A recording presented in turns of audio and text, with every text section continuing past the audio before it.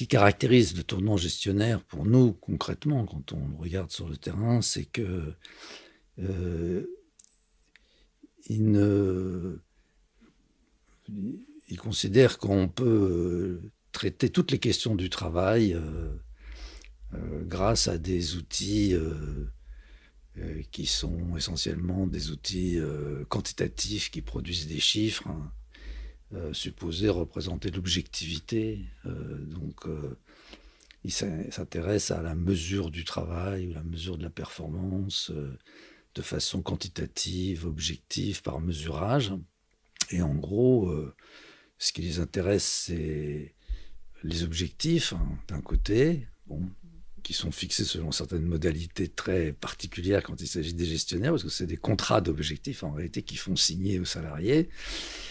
Donc il s'engage à faire telle production. Et puis on regarde de l'autre côté la performance, là aussi quantitative, objective, obtenue par mesurage.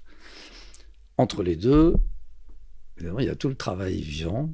Et ça, ils ne connaissent pas, parce que leur formation dans les écoles de commerce ou dans les écoles de gestion, et même aujourd'hui dans les écoles d'ingénieurs, enseignent essentiellement le management, éventuellement, pas éventuellement, presque toujours aussi des formations en informatique pour comprendre les logiciels, enfin, savoir les faire fonctionner.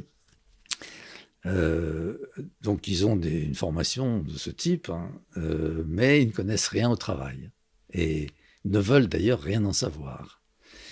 Donc il y a une boîte noire qui s'appelle, que nous on appelle le travail vivant, qui est complètement évacuée au profit d'une gestion. Alors pour reprendre un terme qui fait un peu autorité aujourd'hui, c'est la gouvernance par les nombres. C'est une autre manière de désigner le tournant gestionnaire, mais en fait, c'est exactement la même chose.